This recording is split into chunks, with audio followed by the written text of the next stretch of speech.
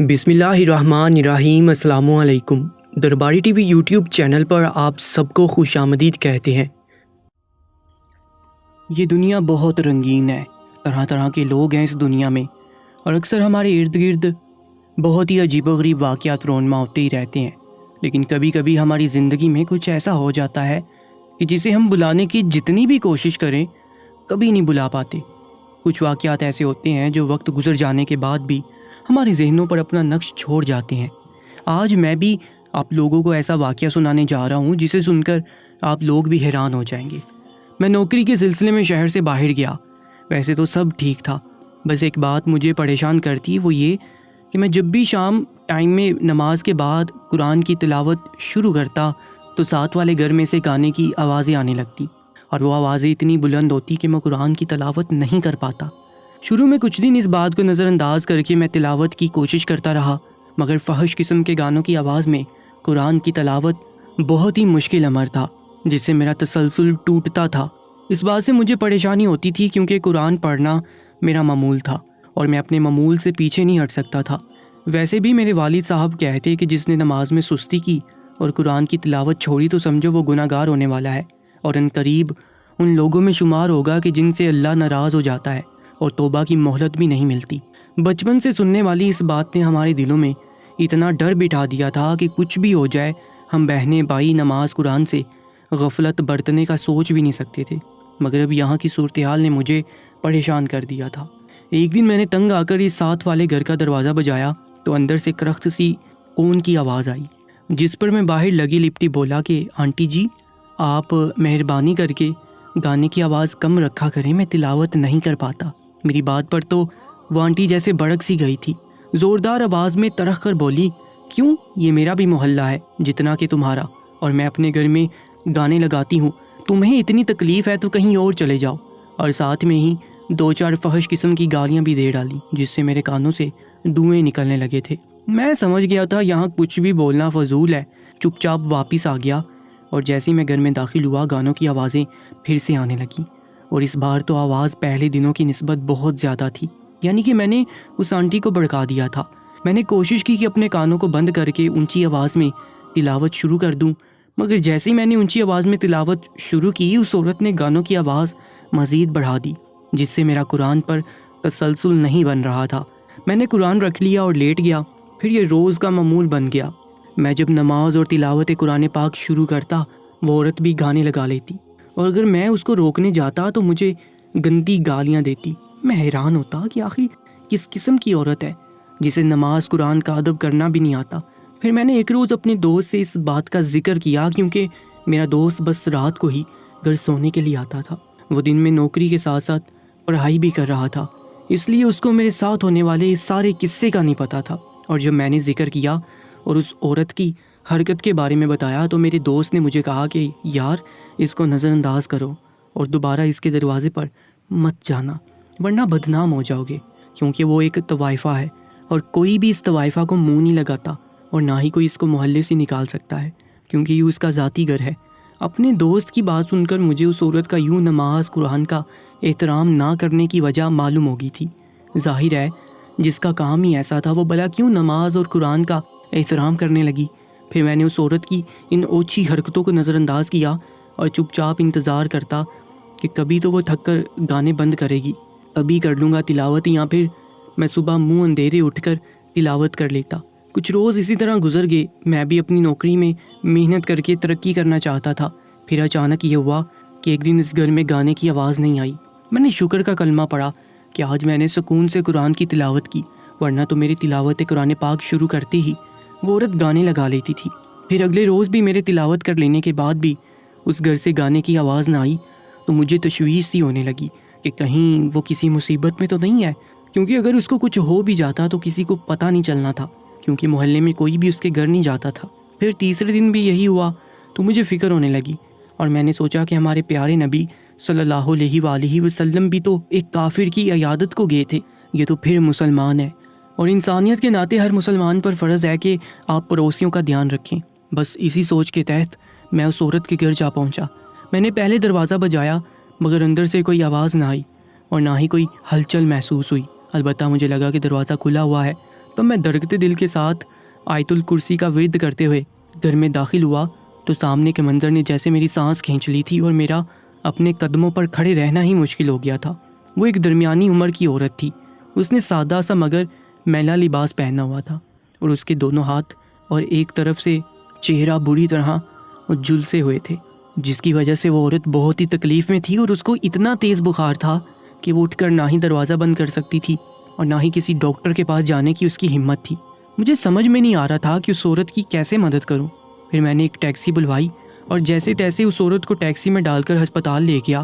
اس وقت تقریباً محلے والے جمع تھے اور مجھے بہت ہی عجیب نظروں سے دیکھ رہے تھے، مگر میں نے کسی کی پرواہ نہیں کی۔ اس وقت میرے لیے ضروری اور اہم ایک انسانی جان تھی جو کہ بالکل ہی میری باجی کی عمر کی تھی، اور چونکہ میں بہنوں والا تھا تو اس عورت کی تکلیف سے جانے کیوں مجھے اپنی بہنیں یاد آئی تھیں اور میں تڑپ سا گیا تھا۔ پھر ہسپتال میں اس کا علاج ہونے تک میں اس کے ساتھ رکا رہا اور میں نے گھر اپنے والد کو اطلاع کر کے یہ بات بتانا نہیں بھولا تھا کہ میں ہر بات اپنے والد کو ضرور بتاتا تھا۔ میرے والد نے مجھے شاباش دی اور بولے، بیٹا اس کا جو بھی پیشہ ہو، مگر اس وقت وہ تکلیف میں ہے اور اکیلی بھی، تو جب تک ٹھیک نہیں ہو جاتی اس کا خیال رکھنا اور لوگوں کی پرواہ نہ کرنا، بس اپنے اللہ کی خاطر یہ سب کرو۔ خیر میں نے اس کا صحیح سے علاج کرایا اور جب اس کا بخار اترا تو وہ گھر جانے پر بضد ہوئی تو میں اس کو گھر لے آیا۔ وہ اس سارے ٹائم میں بالکل خاموش رہی تھی اور ایک لفظ بھی اچھا یا برا منہ سے نہیں نکالا تھا۔ پھر اس کو گھر پہنچا کر میں اس کے لیے کھانے کو کچھ لے کر آیا اور پھر تھوڑی دیر بیٹھے رہنے کے بعد میں نے جھجکتے ہوئے اس عورت سے پوچھا کہ اس کا یہ حال کیسے ہوا۔ تب اس نے جو کہانی مجھے بتائی اس سے میری روح کانپ اٹھی تھی۔ اس نے بتایا کہ میں ایک چھوٹے سے گھرانے سے تعلق رکھتی تھی اور عرصہ ہوا میں ایک کوٹھے پر طوائف زادی تھی۔ میں دن میں ناچ کر رات میں اپنا جسم بیچ کر مردوں کا دل لباتی اور پیسہ کماتی تھی۔ کچھ لڑکیاں مجبوری میں یہ کام کرتی ہیں، بلکہ ان سے زبردستی یہ کام لیا جاتا ہے، اور کچھ لڑکیاں جب گھر سے بھاگ تو جاتی ہیں مگر پھر کوئی راہ نہیں بچتی تو اپنی مرضی سے اس کام میں گھستی ہیں۔ میرا تعلق بھی لڑکیوں کی اسی قسم سے تھا جو اپنی حرکتوں کی وجہ سے ایسا پیشہ اختیار کرتی ہیں۔ میں بھی اس پیشے میں اپنی غلطی کی وجہ سے آئی تھی۔ 8 سال پہلے جب میں کالج میں پڑھتی تھی تو ایک لڑکے کے عشق میں گرفتار ہو گئی اور اس سے میل ملاقات کرنے لگی اور محبت کے نام پر ناجائز تعلقات قائم کیے۔ پھر جب میرے والد کو مجھ پر شک ہوا اور انہوں نے مجھے مار کر میرا کالج جانا بند کیا تو میری عشق کا بھوت مزید سر پر سوار ہو گیا اور میں اس لڑکے کے ساتھ بھاگ کر ہی ہوئی، مگر نہیں جانتی تھی کہ محبت اور چاہت بڑی زندگی کا خواب پورا کرنے کے چکر میں کس دلدل میں پھنسنے والی ہوں۔ میں جب بھاگی تھی تو اپنے ساتھ اپنی ماں کا بنا ہوا تھوڑا سا زیور اور ماں کی جمع کی ہوئی نقدی بھی ساتھ لے اڑی تھی، اور یہ مشورہ اس جھوٹے عاشق کا تھا جس سے 4 دن کی محبت میں اپنے والدین کی اصل محبت اور عزت بلا بیٹھی تھی۔ پھر جب میں اس لڑکے کے پاس پہنچی تو وہ مجھے اپنے ساتھ بس پر بٹھا کر کسی دوسرے شہر لے گیا اور فیصل آباد پہنچ کر مجھے بس اڈے پر بٹھایا اور بولا کہ وہ بس کھانے کا کچھ سامان لے کر آتا ہے، اور اپنے بیگ کے ساتھ میرا بیگ بھی یہ کہہ کر سنبھال دیا کہ چوریاں بہت ہو رہی ہیں۔ اور میں تو اس کے عشق میں پور پور ڈوبی ہوئی تھی اور اس کے سوا پورا جہاں جھوٹا لگتا تھا، تو اس کی ہر بات کی طرح اس بات کا بھی یقین کر لیا۔ پھر دن کی روشنی ڈھلنے لگی اور شام میں بدلنے لگی، مگر میرا وہ جھوٹا عاشق لوٹ کر نہیں آیا، تو میں سمجھ گئی کہ اس نے میرے ساتھ دھوکہ کیا اور میرا سارا سامان بھی لے اڑا۔ اب میرے پاس کچھ بھی نہیں تھا واپس جانے کے لیے، کرایہ بھی نہیں تھا، اور اگر ہوتا بھی تو کس منہ سے واپس جاتی۔ اس پریشانی میں بیٹھی رو رہی تھی کہ ایک عورت نے آ کر رونے کی وجہ پوچھی، اور جب میں نے سب بتایا تو اس نے مجھے ایک کام کی پیشکش کی کہ اس طرح مجھے کام بھی ملے گا اور رہائش بھی، تو میں نے فوراً حامی بھر لی کہ اس کے سوا اور کوئی چارہ نہیں تھا۔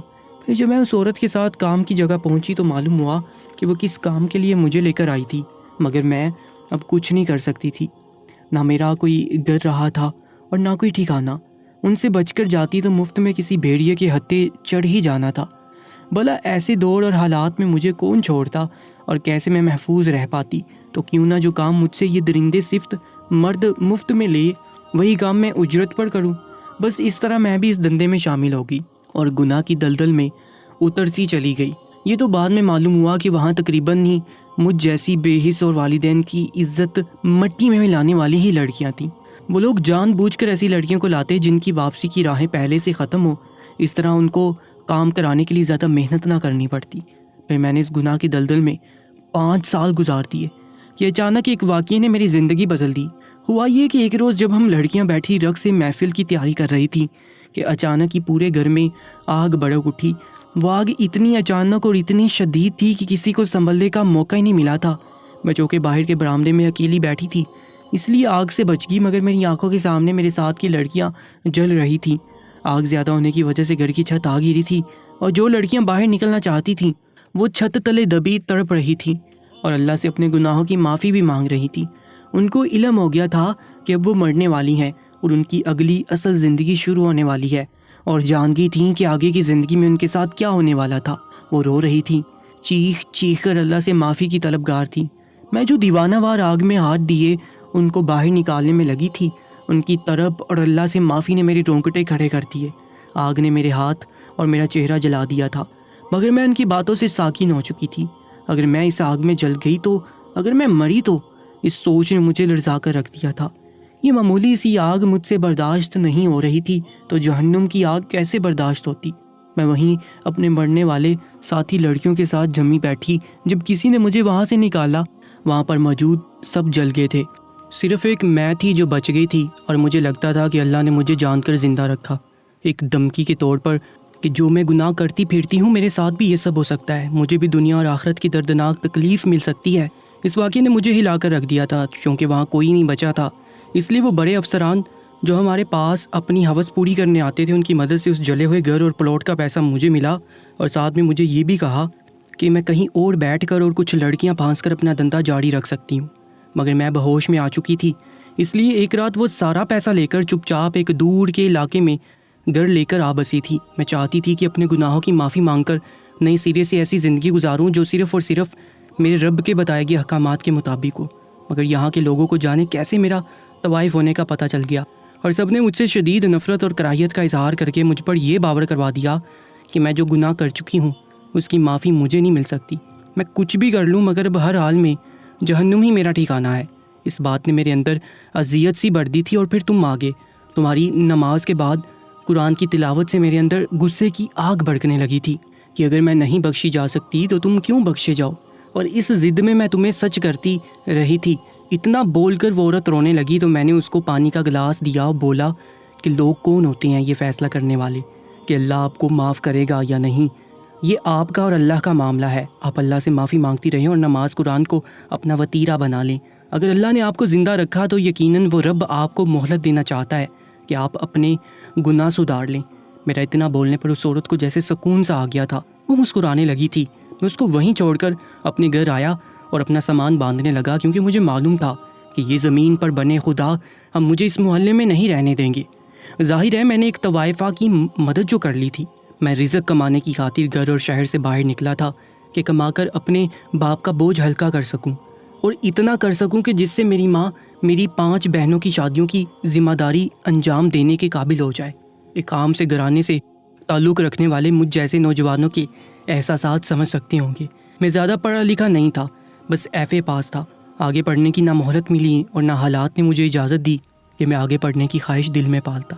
میرے والد ایک معمولی سے کلرک تھے، تنخواہ بھی بہت معمولی سی تھی، کیونکہ میرے والد کو حرام کمائی سے نفرت تھی۔ انہوں نے ہمیشہ حق حلال کمایا اور ہمیں کھلایا۔ پہلے تو سب ٹھیک تھا، میرے والد مجھے پڑھا رہے تھے اور میری 5 بہنوں نے بھی میٹرک تک تعلیم میرے والد کی کمائی سے کی تھی۔ اس کے بعد بڑی 2 بہنوں نے سلائی کا کام سیکھ کر سلائی کا کام شروع کر دیا تھا، اور اس سے چھوٹی 3 بہنوں نے میٹرک کے بعد محلے کے بچوں کو ٹیوشن پڑھا کر یا چھوٹے سے پرائیویٹ اسکول میں نوکری کر کے اپنی آگے کی تعلیم جاری رکھی، اور اس سب سے اچھا نہ صحیح مگر ٹھیک سے گزارا ہو رہا تھا۔ میری والدہ مجھے بہت ہی کفایت شعار تھی اور بہت بچا بچا کر اور سنبھال کر خرچ کرتی تھی۔ سب ٹھیک تھا، مگر پھر ایک دم سے حالات نے کروٹ لی تھی۔ میرے والد کا ایکسیڈنٹ ہو گیا تھا، جس سے میرے والد کی ایک ٹانگ بالکل فارغ ہو گئی تھی۔ پہلے تو میرے والد کا علاج چلتا رہا، مگر پیسہ نہ ہونے کی وجہ سے صحیح علاج نہیں ہو پایا تھا، اور میرے والد ہمیشہ کے لیے ایک ٹانگ سے معذور ہو گئے۔ تب میرے والد نے اپنی نوکری سے پینشن کرا لی اور گھر بیٹھ گئے۔ میرے والد کی اس طرح گھر بیٹھ جانے سے ہمارے گھر کے حالات خاصے خراب ہو گئے تھے، کیونکہ پینشن کرانے سے میرے والد کی تنخواہ آدھی ہوئی تھی، اور ایسے حالات میں مجھے پڑھانا بھی میرے والد کے لیے بہت مشکل ہو گیا تھا۔ ان دنوں میں نے ایف اے کا امتحان دے دیا تھا اور آگے داخلہ لینا تھا، لیکن پہلے میرے والد کا ایکسیڈنٹ اور پھر اس کے بعد ان کا علاج، معالجہ اور پینشن سے میرا داخلہ نہ ہو سکا، اور ان سارے حالات میں میرا 1 سال گزر گیا اور داخلہ نہ ہوا۔ تو اس کے بعد میں نے بھی فی الحال آگے پڑھنے کا ارادہ ترک کیا اور کمانے کی سوچی، لیکن جو حالات پاکستان کے ہیں ایسے حالات میں مجھ جیسے ایف اے پاس لڑکے کو نوکری ملنا تو ویسے بھی بالکل ہی ناممکن بات تھی۔ پہل تو میں نے اپنے ہی علاقے میں نوکری ڈھونڈنے کی کوشش کی، مگر 6 ماہ اسی جد و جہد میں گزر گئے اور مجھے کوئی نوکری نہیں ملی۔ میں اپنے گھر اور گھر والوں کا بہت عادی تھا اور اپنے گھر اور علاقے سے دور ہونا میرے لیے بہت مشکل تھا۔ میرے والد نے ہماری تربیت اور طور طریقے ایسے رکھے تھے کہ ہم بہنیں بھائی اپنے گھر والوں سے علاوہ اور کسی کے ساتھ گلتے ملتے نہیں تھے۔ ایک اور بات کہ میرے والدین نے اپنے سب بچوں کو نماز قرآن کا پابند بنایا تھا۔ جو بالکل ہی نوکری ملنے کے آثار نظر نہیں آئے تو میں نے مجبوراً اپنے ایک دوست جو کہ فیصل آباد کی ایک نوکری میں کام کرتا تھا اس سے رابطہ کر کے اس کو اپنی نوکری کی بات کی۔ میری والدہ اور میری بہنیں گھر سے دور میری نوکری کے حق میں نہیں تھی، مگر میں نہیں رک سکتا تھا کیونکہ گھر کے حالات میرے سامنے تھے کہ میرے والد کی جو پینشن آتی وہ ساری میرے والد کی دوائیوں پر اور گھر کی بجلی گیس وغیرہ پر لگ جاتی اور باقی کا خرچہ میری بہنیں اٹھا رہی تھی جو کہ بہت مشکل سے کر پاتی۔ ایسے میں میری غیرت گوارا نہ کرتی کہ میری بہنیں محنت کریں اور میں کوئی کام بھی نہ کروں۔ اور اب تو ویسے بھی جب بڑی بہنوں کی شادی کی باتیں ہو رہی تھیں، جب میرے والد کا ایکسیڈنٹ ہوا تھا، بڑی باجی کوثر میری بہو بننی تھی جبکہ چھوٹی بینا باجی میرے چچا کی بہو بنتی۔ پہلے تو کسی کو کوئی مسئلہ نہیں تھا، مگر جب کیسے والد کا ایکسیڈنٹ ہوا تو پھپھو اور چچا کو شادی کرنے میں مسئلہ ہونے لگا۔ بات سیدھی سی تھی، پہلے وہ یہ سمجھتے تھے کہ دونوں لڑکیاں کمانے والی ہیں، خوب کما کر اور اچھا جہیز لائیں گی اور بعد میں بھی کما کر گھر کو چلائیں گی، مگر اب ان کو یہ لگ رہا تھا کہ دونوں نے ساری جمع پونجی گھر پر لگا دی تو کچھ نہیں لا سکتی، مگر وہ یہ بات اپنے بڑے بھائی یعنی میرے والد سے نہیں کر سکتے تھے۔ اس لیے میرے والد کی حالت کا بہانہ بنا کر فی الحال شادی کینسل کر دی، مگر میری والدہ ڈری ہوئی تھی کہ اگر زیادہ دیر ہوئی تو وہ دونوں رشتہ ہی ختم کر دیں گے، اور جو ہمارے گھر کے حالات تھے اس میں اور رشتے ملنا بالکل ہی ممکن نہیں تھا۔ اس سے میری والدہ جلد سے جلد میری بہنوں کا جہیز برابر کرنا چاہتی تھی تاکہ پھپھو اور چاچی کے سارے بہانے ختم کر کے اپنی بیٹیوں کو باعزت رخصت کر سکیں۔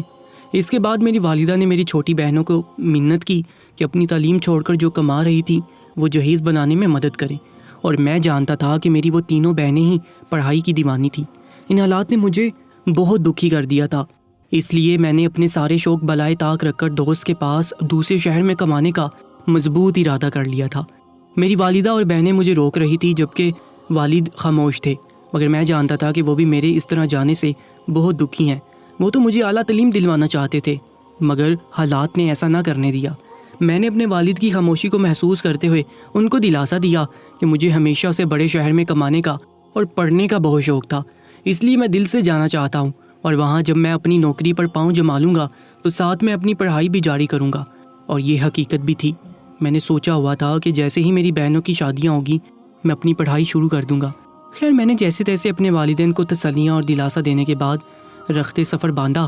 میں خود بھی اندر ہی اندر بہت دکھی تھا کہ اب اپنے گھر والوں کو مہینوں بعد دیکھ سکوں گا، مگر میں نے خود کو قابو میں رکھا اور گھر والوں کے سامنے یہ دکھایا کہ میں بہت خوش ہوں۔